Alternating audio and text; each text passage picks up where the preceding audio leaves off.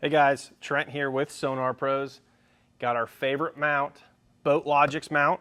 This is the new low profile triple mount that we're going to be installing on this ZXR Skeeter. We're going to do a full walkthrough video on how you can install this mount at home. Little few tips and tricks that we've learned along the hundreds of these mounts we've installed. So we're going to go ahead and dive right into it. So kicking things off, once you get this mount out of the box, you're going to have a hardware pack that includes blue Loctite, weather stripping, and your hardware, which are pretty much recessed bolts with fender washers and lock nuts. Once we get the mount out of the packaging, we're going to have to separate the top plate from the flange plate. So real easy on the Boatlogix mount, how to separate the two is all these surrounding 5/32 Allen heads we need to remove. Typically just recommend using an Allen wrench. If you do have an electric ratchet like this Milwaukee, just get yourself a 5/32 bit adapter, and we're going to zip all these out really easily. They're normally not overly torqued.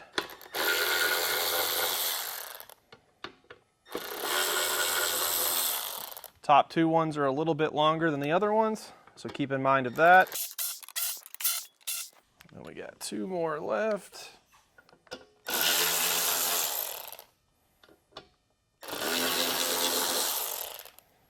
So now that all of the surrounding flange bolts are removed, we can separate the top main mount assembly from the flange plate, like so. And now we've got the flange plate. So the flange plate is essentially what holds this whole mount to the bow of the boat. As you can see, this is cut out to the exact shape of the bow area of the Skeeter, this being a ZXR. It's the same for an FXR as well. First thing I'm going to want to do, you'll see on the top side, which is the plate side, it has the weather stripping. We're going to want to install the same thing to the back side. So real simple, included in the kit is some weather stripping. Now what I like to do is I'm going to clean this real quick. So I'm going to get some paper towels and a little bit of isopropyl alcohol to clean that surface right there. So a little bit of isopropyl alcohol and a shop towel. We're just going to clean that to make sure there's no residue or anything of that sort that's going to make it to where this will not adhere properly.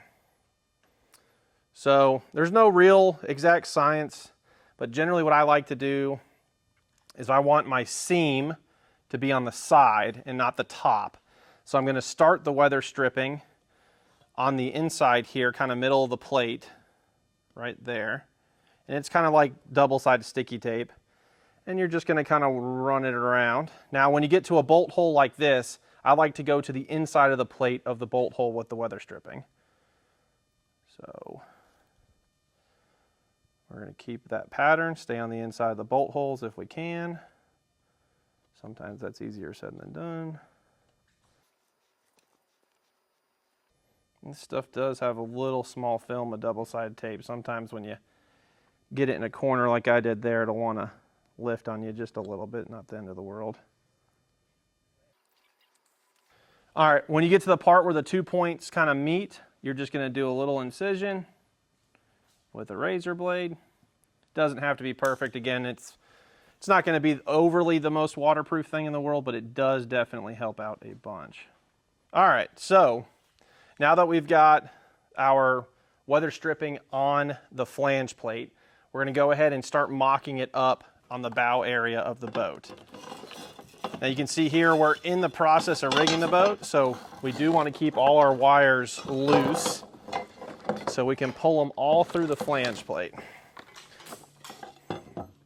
Now you can see it matches up pretty much perfectly to the factory shroud. We do not have much wiggle room.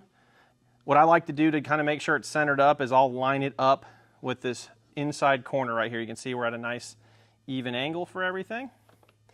And what we're going to do now is we're going to go through and drill holes where all the recessed bolt holes are for all the mounting bolts. So what you're going to want to do, get a drill with a 7/32 drill bit. I normally start with this top left one. Once I kind of got this eyeballed where I want it, which is really straight right there, start in reverse. Once you get a little bit in the fiberglass, flip it to forward.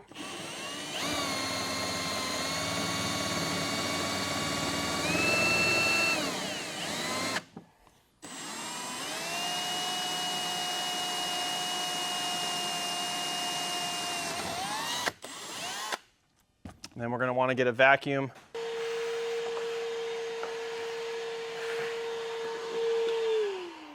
And then what I like to do is go ahead and get one of the mounting bolts and just poke it through to kind of hold it in place. And that's going to make sure this flange plate maintains position. So now that we got the top right corner, we're going to go ahead and knock out this bottom left corner.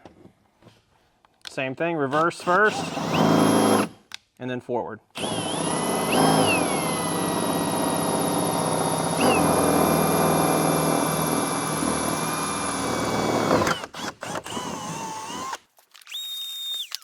Same thing, I'm gonna go ahead and get my bolt, pop it in, and we're nice and secure. So now we're just gonna do the repetitive task, and we're gonna drill out the rest of them, which there are 1, 2, 3, 6 more to go. So we're gonna go ahead and knock out the rest of those. So we're getting ready to start securing the flange plate to the bow fiberglass panel with all of our hardware. A really important step is to add a little bit of blue Loctite to the bottom threads, like I'm doing here, on your mounting hardware. This is going to do 2 things. Number 1, blue Loctite helps ensure that this lock nut does not back out, but this also adds lubricant, so when we secure a stainless steel nut to a stainless steel bolt, they do not seize. If you try to do this without any sort of lubricant, like this blue Loctite or anti-seize, these bolts will seize. So make sure you use the included blue Loctite, because it will ensure you do not have any problems as you go to install. So we've got our blue Loctite. We insert our bolt, grab a fender washer and a lock nut, and simply hand thread it on the back side to start. Now that it's hand thread on the back side, what you will need to get is a 3/8 open-ended wrench. I like to use a number 3 Allen head extension. And then a little trick to help speed this up: don't use an impact, because an impact will jump the threads and make the bolt seize. Just use a traditional drill with an impact adapter, and then you can easily go ahead and tighten all these up. So we're going to go ahead, get our open-ended wrench on the back side, and snug this guy up. Going nice and easy.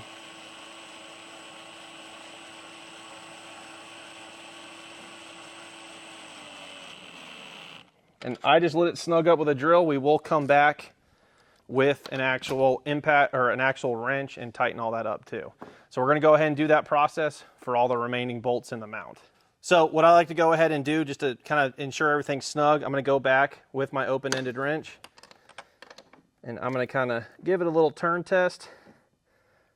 Most of these are pretty snug. If any of them are not, I am going to go ahead and use a wrench, socket wrench, and the adapter, and we're going to just tighten everything up, making sure everything's snug. Snug. And now that we've confirmed all the bolts are snug, I'm going to go back through with a vacuum one more time and make sure all this is nice and clean.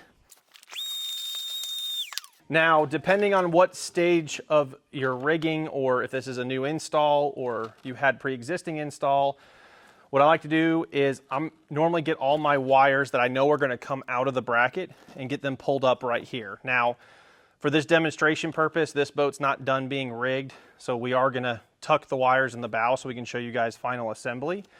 But how you would want to do this, just to kind of show you for a reference point, we're going to grab our top plate. What I like to do is kind of lean that top plate forward like this, separated from the flange plate. And we'll use this Humminbird network cable, for example. You're going to go ahead and feed your wires through the flange opening here, like so. And I like to pull more wire than less. And we would do that with all our wires that are coming out of the bracket to the graphs, and all our wires coming in. Say you have a live scope, for example.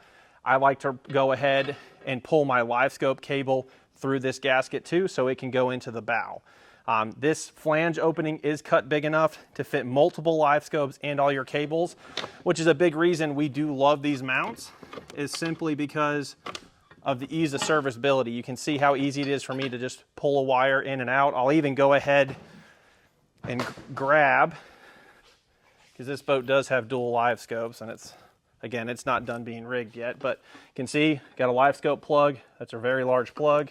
Don't even have to take this top bracket off, and it feeds right through. So kind of the next step, which we're not going to do right here, because again, this boat's not done being rigged, but you would go ahead and have all your exit wires and inlet wires, go ahead and run them through the flange. Now, what you want to then do is, once you have all your wires kind of pulled through the bracket, go ahead and start coiling everything into the bow, getting it nice and organized. Again, for this mount specifically, we're just going to kind of tuck all these wires in the bow for now. All right, so the next step and the last step before we attach our top plate to our flange plate, depending on your boat's bow shroud and how much fiberglass is left, you will notice that on this Skeeter specifically, these big leg bolts will hit the fiberglass when we come down. So what we need to do is get those holes cut out so that the bracket can fit in. So what I like to do, it's pretty crude, but it works really well. I'll kind of get the plate mocked up, and I'm going to move it a little bit up and down to get some indentation marks of where those two bolts specifically are rubbing on. And what I'm going to get from here is you can either use a hole saw or a multi-tool to cut that area out. So we're going to go ahead and get our multi-tool and just lop that fiberglass off there so it is out of our way and not impeding with those mounting bolts. So for this instance, we're going to use a hole saw for notching out these two leg bolts. Now, this is not every boat that this has to be done. This is very specific to a Skeeter. If you say have a Vexus or a Phoenix or any boat that normally has kind of a square opening, this is normally not going to be an issue. But with this interesting cutout they have on the front of these Skeeters, normally it's just these two right bolts that actually impede on the fiberglass. So we're going to go ahead, do a little bit more drilling. I'm going to use right here, I got that notch where I had it, so I'm going to go ahead and watch out for that rivet there, and I'm going to drill out this spot. You don't have to be precise if you're using a bigger hole saw like I am here. It should be right around here. So now that we have those two holes drilled, you can see the plate almost matches up. What's actually now happening on this Skeeter as well is this bottom flange area right here that you can see is dipping in on this teardrop shape. We're actually hitting right here. So we got to drill one more little area out, and then this will all fit perfectly.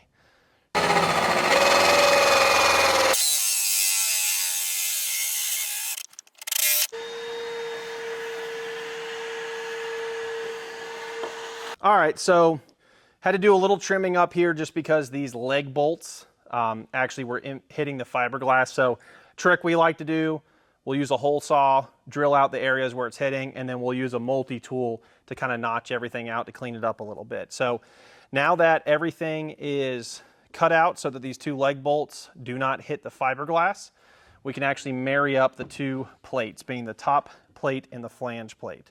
So now we can grab all those bolts that we took out when we first broke the mount down. All right. Now that we got the top flange plate on top of the bottom plate or flange plate, these top two corners are what I like to start with. So I just like to hand thread the bolts in just to get everything lined up. And then we're going to go through and just hand thread all of these in place to start. Top two bolts you can just kind of roughly put in place.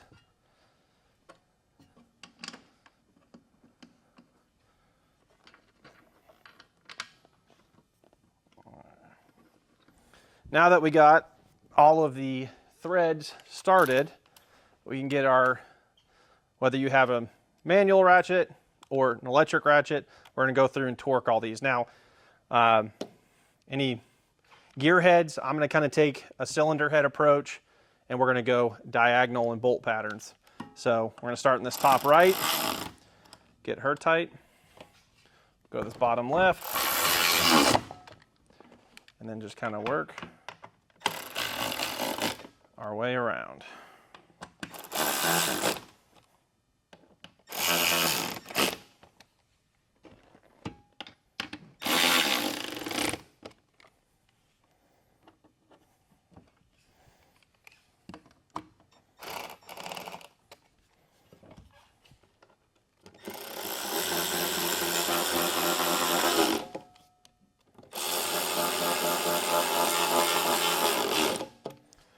All right, so now you can see our top plate is fully secured to our flange plate. So this makes it a really solid platform.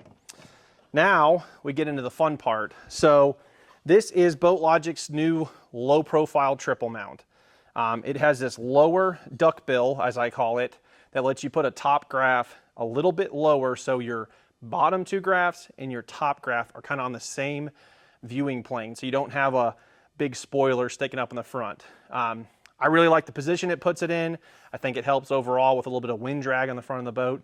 So we're going to show you how we kind of go about laying out the gimbals, because that's kind of the next project on this thing. Typically what I like to start with is this top gimbal. So we're going to go ahead and get the top gimbal mounted on here loosely, because there are slides on this. And we're going to see how it all fits up and start working from there. So we're going to take these 4 bolts off, get this top gimbal on, and then kind of play with our fitment, because right now we've got all the bolts loose. You can see we can pitch and yaw this mount all over the place. So I normally let the top graph dictate how the rest of the mount's going to flow together. So always recommend starting with the top graph first.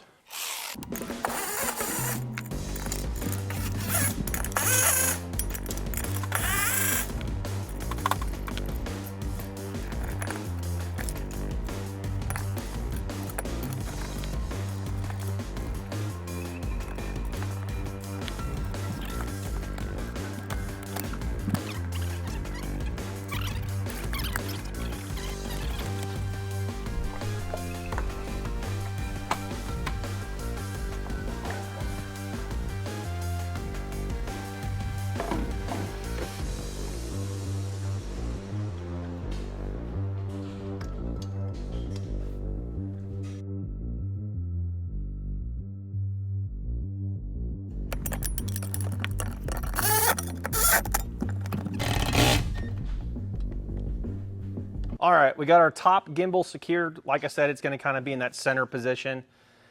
What we're going to do next is, once you kind of get this gimbal mocked up, you'll want to install your graph to kind of see if the pitch angle is where you want it.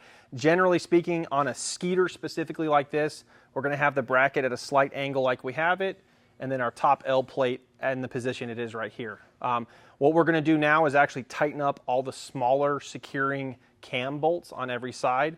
What you're going to need is a 7/16 open-ended and a 5/32 Allen head, or an Allen head adapter on a socket wrench like this.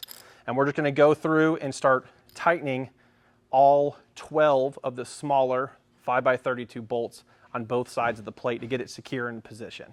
So we're going to go ahead and tighten all those up, and then we'll move to the big bolts next, which those, specifically the big center bolts, those take a 9/16 open-ended and a 7/32 Allen head, or Allen head adapter like we have here. So we're going to go ahead and knock out tightening up the side plate bolts just to get everything secured in position, so we can go ahead and start working on mounting our bottom 2 gimbals. So we're going to go get those bolts knocked out.